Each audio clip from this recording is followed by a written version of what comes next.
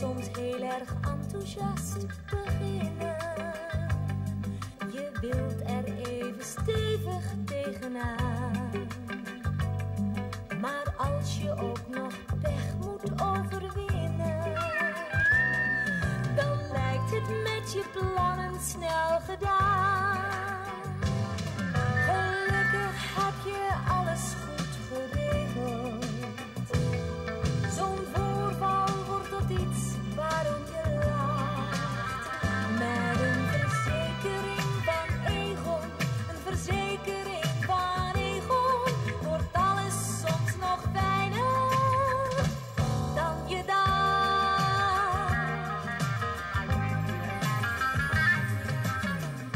Gelukkig verzekerd met Egon.